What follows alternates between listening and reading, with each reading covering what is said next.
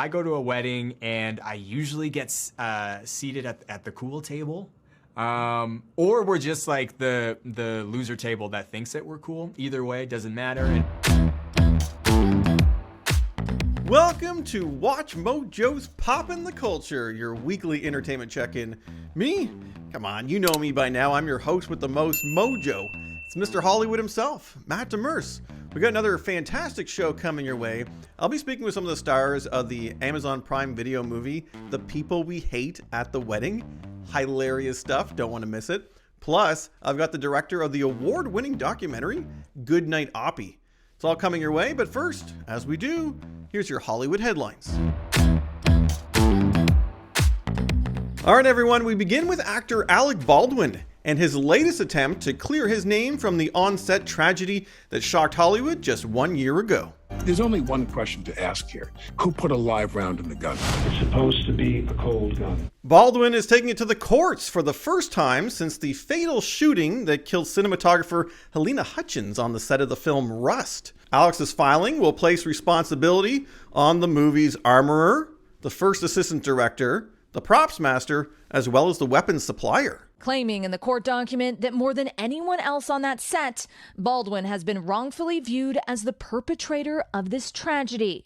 I was the one holding the gun, yeah. Now this follows the shocking announcement just a few weeks back that Hutchins' husband will now executive produce Rust, and filming will actually resume early in the new year. All the main players would be returning, which would also include Alec Baldwin, the embattled star of the film. All right, well, joining me today to share his hot takes, why he's the host of the Watch Mojo Music podcast, Cassius Morris. Cassius, we're starting with Alec Baldwin. What's your take on this whole thing, and should they redo this movie? I think this movie is overall basically cursed. I think it has a bad name. It's had the ultimate bad PR. I don't really see the upside in finishing this movie, and I almost see it as potentially disrespectful to the life that was lost in this filming. Now, I do think Alec Baldwin's lawyer may have somewhat of a point. He may have been put in a bad situation, but I don't think that means that we need to finish this movie. Well, I would go to any lengths to undo what happened. I would go to any lengths to undo what happened. All right, sticking with movie news, Cassius, it looks like that female-focused Pirates of the Caribbean reboot has all but walked the plank. Is that it? I think so. Yeah, Margot Robbie had been all set to star in the female-led Pirates of the Caribbean film that would serve as a separate origin story with brand new characters. Plus, writer Christina Hodson, who worked on Robbie's Birds of Prey, was to write the script. And I'm here to report a terrible crime. And what terrible crime is that? This one. In speaking with Vanity Fair, Margot Robbie says that the long in development project is a no-go because Disney executives said, quote, they just don't want to do it anymore. It was the closure I needed. A fresh start. A chance to be my own woman. Well, with the franchise being synonymous with Johnny Depp, is this an indication that the House of Mouse wants the OG Captain Jack Sparrow back after all? Especially following his courtroom victory over Amber Heard? Son, I'm Captain Jack Sparrow. Savvy? Cassius, what says you? I would definitely say that the reboot with an all-female lead could be interesting. I mean, we saw it in 2016 with Ghostbusters, sort of interesting, but I'm not sure how bad we need it when we do have the beloved characters and leads still around available to play these roles. So, interesting idea. It's potentially a shame it didn't happen, but I'm kind of rooting for Johnny Depp to come back. Did no one come to save me just because they missed me?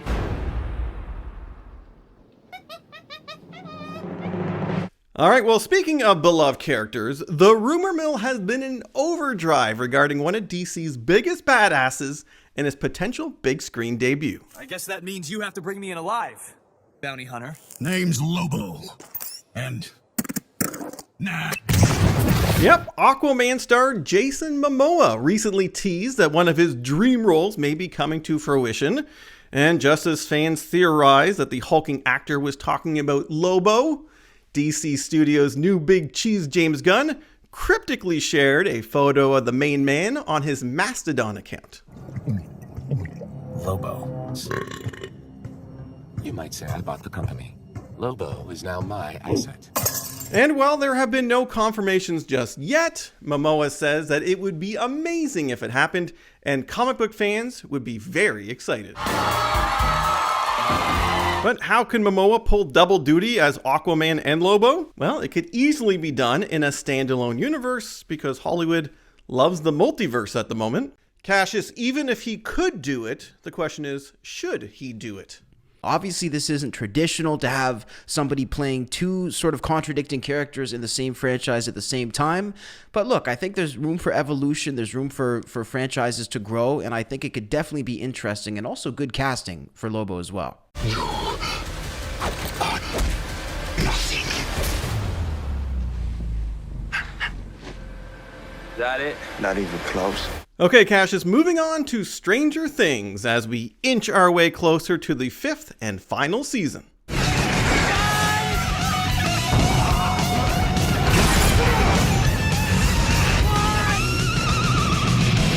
While taking part in a panel discussion, the Duffer Brothers revealed that when they pitched the final season to Netflix in a 2-hour meeting, some executives actually cried when they heard how it will all end. Are you okay?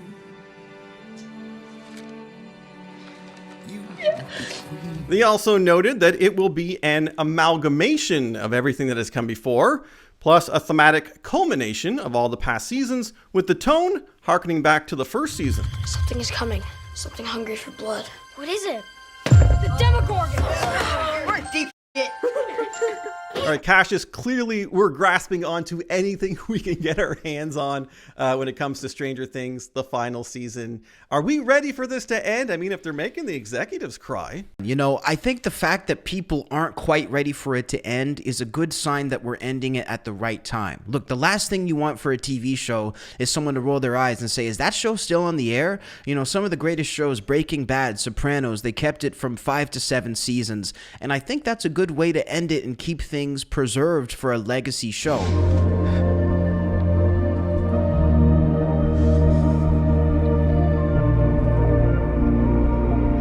And last for us on this week's Hollywood Headlines is a look at some of the tributes being paid to the late, great Batman voice actor, Kevin Conroy. I am vengeance. I am the night. I am Batman. Following Conroy's recent death after a battle with intestinal cancer, many have taken to social media to pay tribute to the iconic voice of the Dark Knight, thanking him for his many impacts on the beloved DC character. Please, tell me that it's okay. Maybe they already have.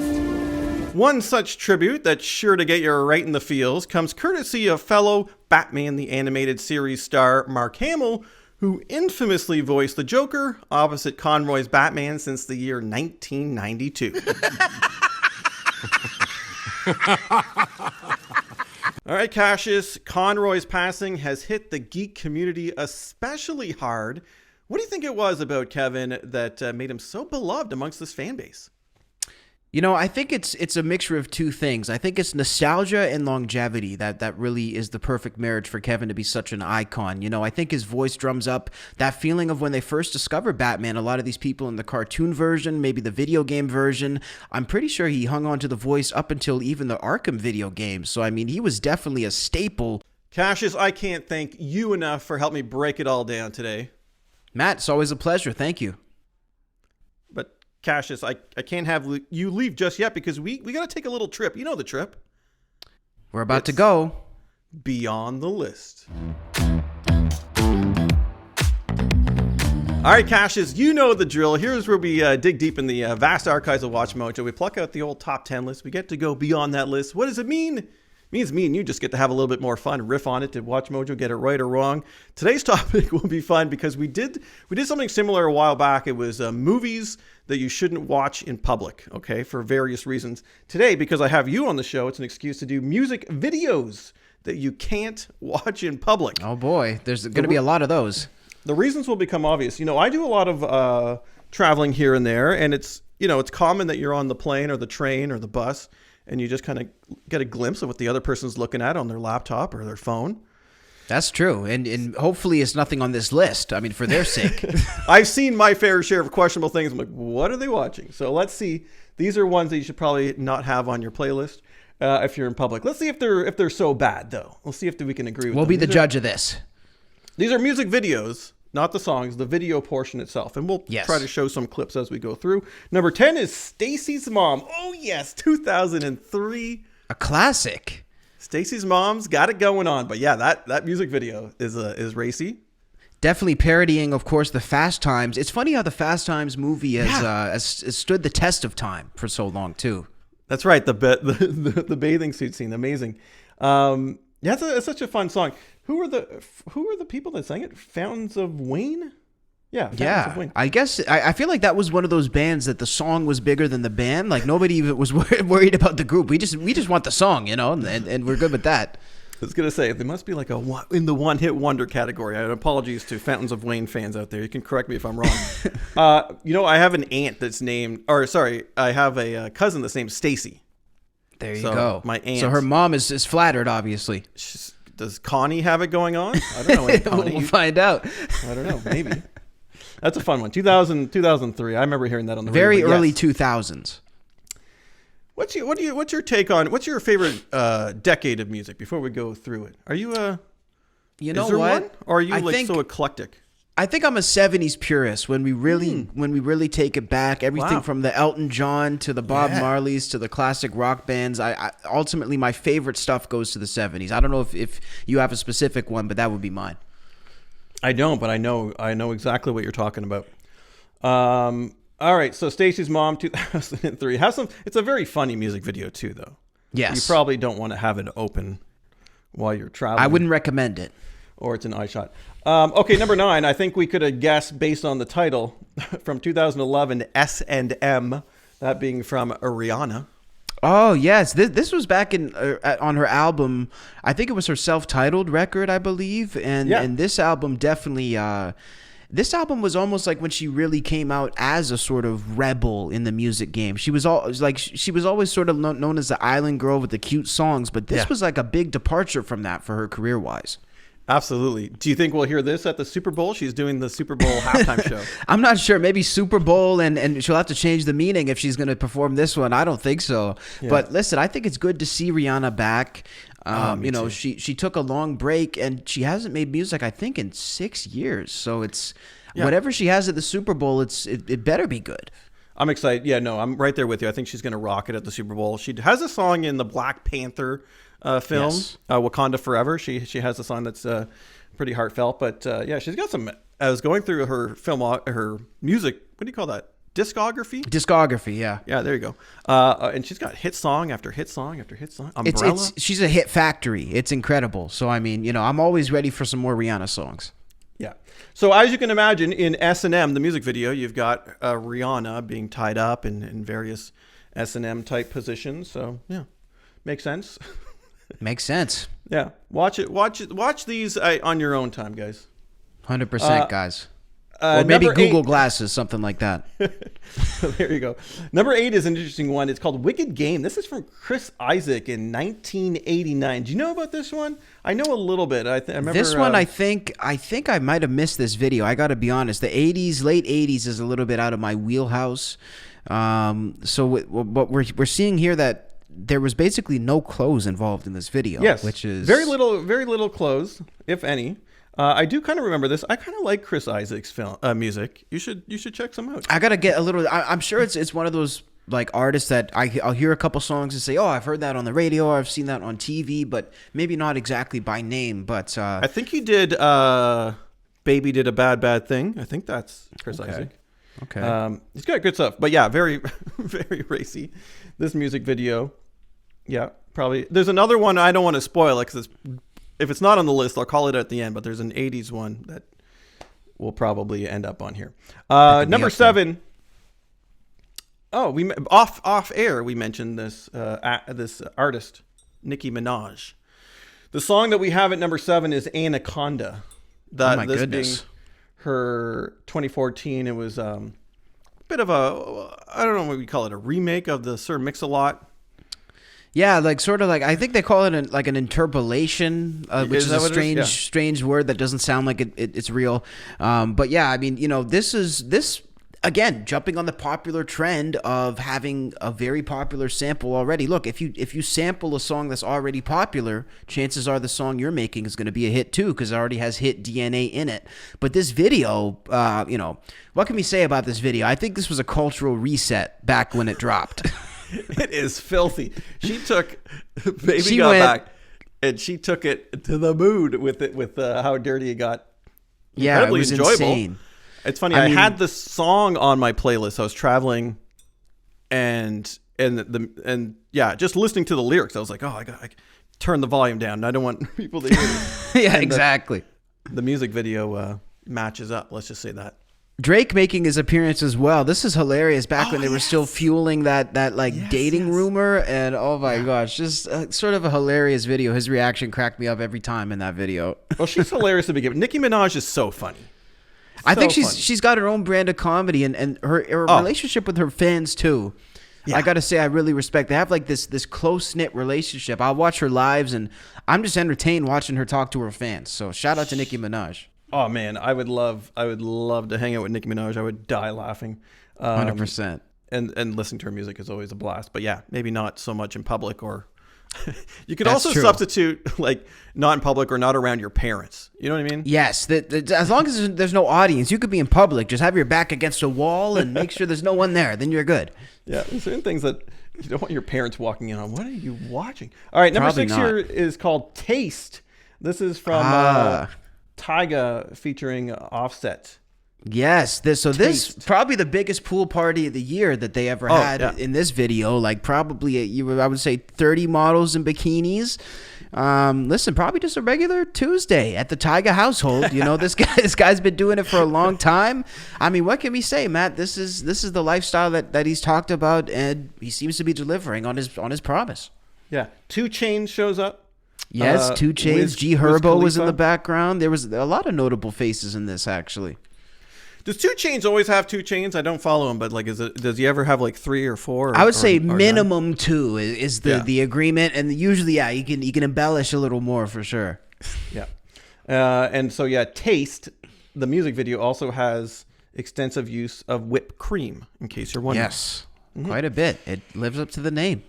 Number 5 is Closer. This is an interesting one. 1994 from 9 Inch Nails. Ugh, I feel like I need a shower just thinking about this video. This is a filthy, not necessarily in the same way that we've been talking about. Not at all. I was kind of surprised, Matt, because I thought this was sort of raunchy videos, but I guess it also applies for sort of just gross videos. This video is like a fever dream. I'm trying to find the words to describe it. Creepy's one, disgusting. You know, there's a thing with that pig's head on a stick. Guys, yeah. 9 Inch Nails, Closer, 1994. They went there. They really went there. That's why I'm surprised that, and I mean, maybe it will be further on the list, but a Marilyn Manson video should be on this list too, because I would say just about any video he's made, you should never watch around anybody if you want to be deemed sane. Yes. Also, monkey on a cross at one point in that one. Closer. Yeah. Wow. That's a whole nother level. Number 4 is Call on Me, Eric Pride. I know nothing. I don't know anything. Oh my gosh. This one is basically a meme. If you were to even see a screenshot of this, you would know exactly what this is. It's so overused. It's for anybody who's seen the meme of like this overly raunchy yoga class.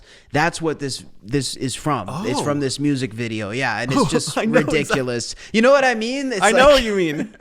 Yeah, it's just one of those random pictures that just comes up on the internet. So yeah, this video is basically a meme, I would say. So like, I think it's funny and strategic is what I would say. Yes, that sequence, man. Okay. Absolutely. Well, it deserves that spot then. Number 4.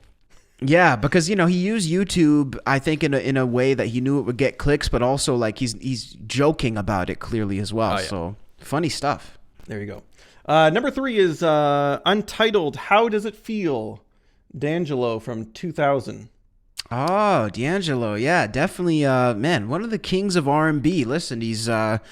If we needed a replacement for R. Kelly, who doesn't have his reputation destroyed, I would say D'Angelo is definitely a good fit for that. That being said, definitely not I'm not the prime audience for this. I wouldn't say it's definitely got a lot of shirtless scenes. Shirtless and it's all focused on his body.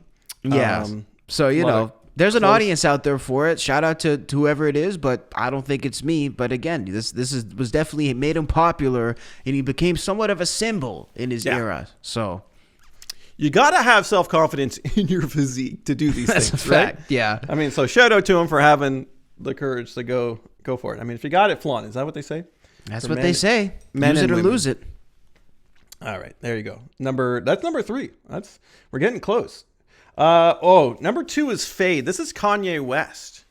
Oh, yes. Okay, so Kanye featuring Tiana Taylor as the model, who's also a good artist in her own. Yeah, this video is... I remember seeing this. I think they debuted it at the MTV Awards show, and I remember watching being like, oh, okay. Yeah, this was it's interesting because it's a very sort of steamy video, but really the girl's just working out. So I think it's an interesting concept, the whole thing, as to how we view things. And, definitely it's better than a bunch of dudes jumping around in hoodies. I'll tell you that. There you go. By the way, Marilyn Manson didn't make the list. Not even an honorable mention. So let's throw out some Marilyn Manson, because you're right. I think his music videos go there. Any video from him is deemed insane, I think, for sure. I would have thought too, Christina Aguilera's Dirty. Dirty. Yeah. Remember that? I mean, that listen, it lives up a lot to of the name.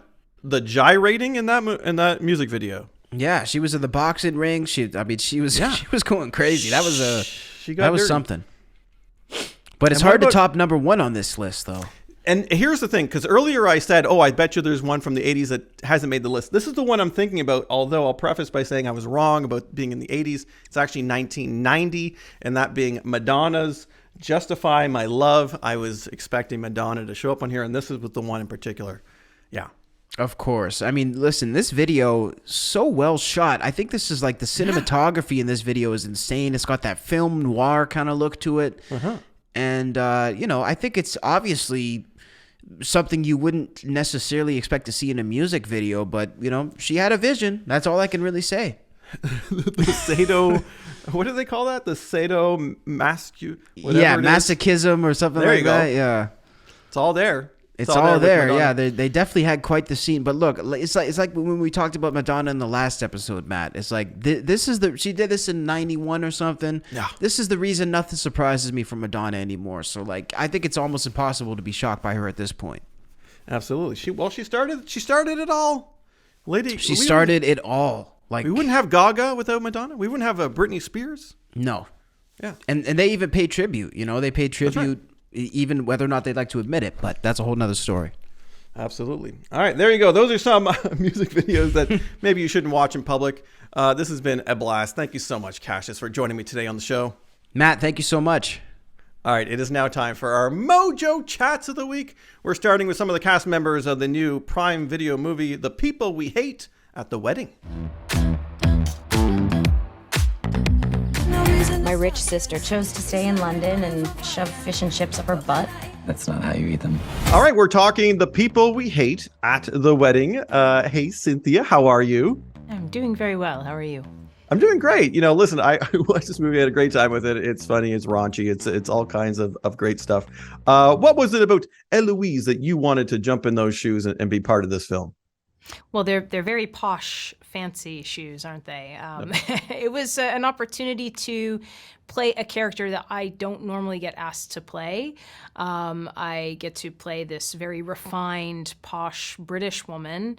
And that to me was very exciting because I have sort of been in these other modes and other worlds. And so this felt like a 180 from some of the other stuff that I've worked on recently. And it was a chance to just do something funny and do some comedy and ground it in the real feeling around family and sort of the unspoken, unsaid things that, family members carry with them. So it was exciting to get an opportunity to do this and film in London, which I have never had the pleasure of doing. And yeah, it's obviously an amazing cast led by our director, Claire Scanlon.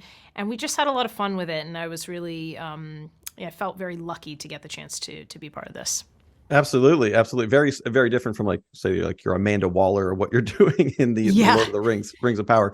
Okay, let's talk about that cast, because man, what a great cast you had there. You touched on a few people. I mean, Allison Janney and Kirsten. What was that process like? I guess maybe the question is, when did you film? Was this in the COVID era, or were you able to do interactions offset and that kind of stuff? Yeah, well, I went basically from finishing up Rings of Power in New Zealand straight to London and work on this. So we were still, yes, in the COVID era, but taking all the COVID protocols. And we were very much on location. So we were doing a lot of stuff where we were sort of outside in the city.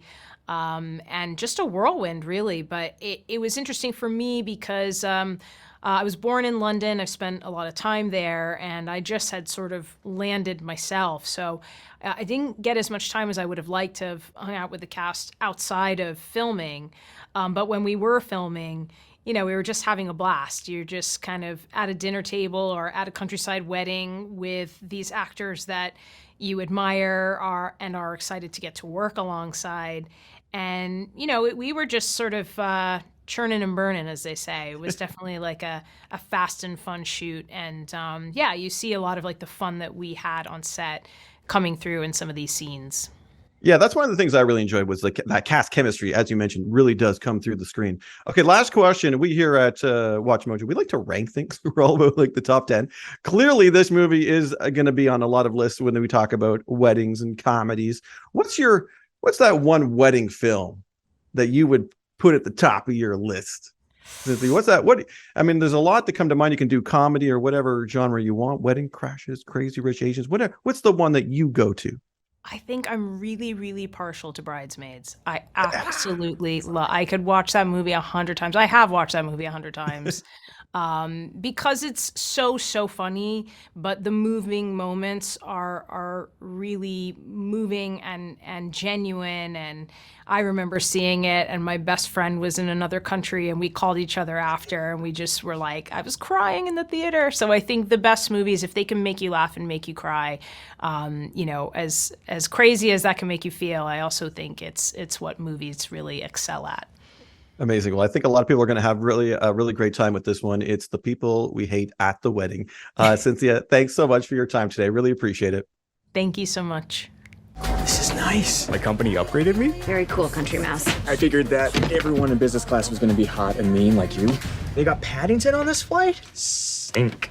The movie is titled The People We Hate at the Wedding. It's coming to Prime Video. Here to tell me more about it is Dustin. Hey, Dustin, how are you? I'm well, thank you. How are you? I'm doing fantastic. Listen, I watched this movie and I'm laughing because clearly it is a comedy and gets a little raunchy, gets very funny at times. Okay, break it down for those that might not be familiar and what we can expect out of your character in particular. Yeah, I mean, People We Hate at the Wedding is, as you said, kind of a raunchy, fun, sharp-witted, but also like heartwarming, nice comedy about this dysfunctional family that all travels to London for a wedding, and basically they've kind of grown estranged from each other, and it's they're all reluctantly attending this wedding, and then while there they end up kind of not only making the wedding a complete disaster, but also kind of blowing up their whole family, but also at the same time maybe picking up the pieces and building a new version of their family as a result of that. And my character comes in. I'm kind of this guy who just sort of shows up and ends up sitting down next to Kristen Bell's character, Alice, on an airplane. And part of her journey of her kind of taking down the walls of who she thinks she is, her jaded cynicism and all that, is in this interaction that she has with my character. Interactions on the plane, in a hotel room, again in a hotel room again. And yeah, there's a bit of a romance that builds, and he is someone who kind of shows her there is another way. Absolutely. No, it's really fun stuff. What's your personal relationship with wedding seasons? I'm sure people are going to be asking you, being in a movie about weddings, if you have any interesting experiences. So I'll ask the same question. Do you have any interesting wedding experiences? Honestly, I've been really lucky, and maybe it's too because I'm just avoiding all the drama that goes on. Because I just feel like I go to a wedding and I usually get seated at the cool table. Or we're just like the loser table that thinks that we're cool. Either way, doesn't matter. And our heads were cool. And yeah, I just end up having copious amounts of wine and champagne and other drinks, and then I just go dancing. And honestly, it's usually pretty smooth sailing. Usually, I avoid like the fights and all that kind of stuff. My trademark is I start the conga line at every wedding. Like I'm the guy. Don't even try to start it. Recently, and there was a conga line, and I was like, "What are we doing, guys? Why are we doing this?" And then by the end of it, I was having the most fun. You got it. That's the best time. Yeah. Okay, before we go, this is a fun question I always love to ask. Is now we watch these movies at home, or even if you watch them in theaters, you don't need to get the traditional food. I always like, what do you think people should pair with their movie? So we've got Prime Video. We click on People We Hate at the Wedding. What's the food? What's the dish? Maybe it's a date night. What do you think? What are we pairing with this movie, Dustin? Oh, you know what? That's good. It has to be takeout. You have to order in for this. I mean, you could cook something, but I feel like that's a mistake because this is an indulgent kind of movie where it's like you just want to like feel good, get a little like sloppy, a little raunchy. So that could be, pizza. That could be like Italian food maybe. Or because it's set in London, it could be some weird British dish that you don't want to order again. But you do it the one time, and with that also copious amounts of alcohol. There you go. That's the key, I think. Well, you'll have a great time regardless what you consume. It's the people we hate at the wedding. Dustin, thanks so much. It's been fun. Thank you. All right, it's now time for my chat with Ryan White. He's the director of the award-winning documentary Good Night Oppy.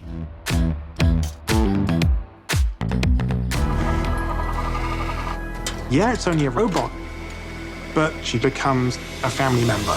We are talking Good Night Oppy, this really wonderful documentary that, we'll talk about it with the director. Hey, Ryan, how's it going? Great. How are you doing? I'm doing fantastic. Okay, I'm excited to chat with you because I literally just watched this last night. Can't stop thinking about it because I really felt for this little robot rover guy, which is, I didn't think I would as much as I did. Talk to me about why you joined this project. Why was this the right project for you?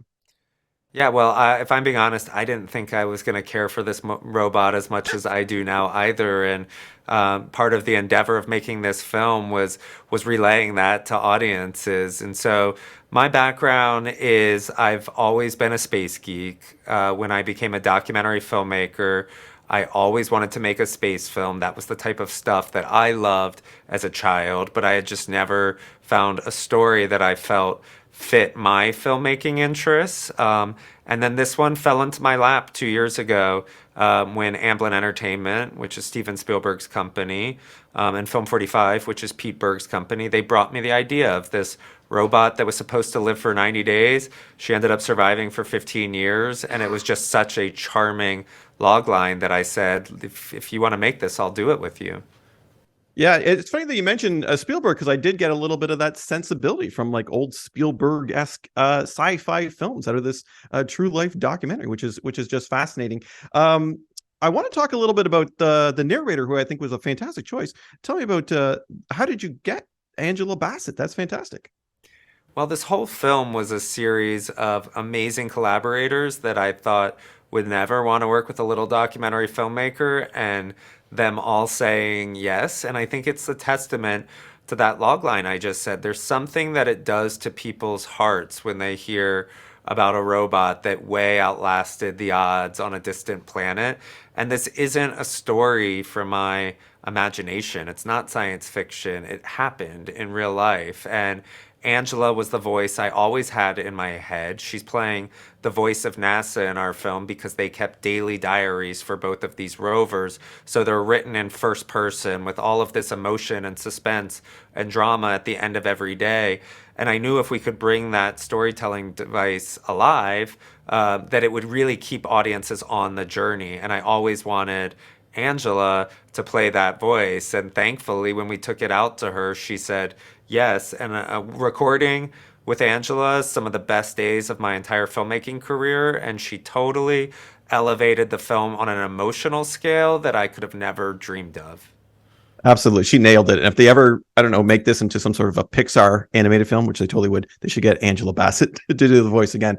One of the fun things that we see throughout the film is these kind of wake up songs. And you've probably been asked this a million times in these interviews, so I'm going to ask you again. What's your wake up song? What's your, if you were to get one, what's the classic that you turn up the volume on? My wake up song made it into the film. It's the opening scene of our film. I'm from Georgia. The B-52s are from Georgia. And the only B-52 song that was played. No, they actually did Rock Lobster as well as a wake up song, but was Rome. And we wanted the film to start with a bang. And so it's a scene on Mars of Opportunity waking up to that song being played. And so I got to work my wake up song into the movie, which was very rewarding.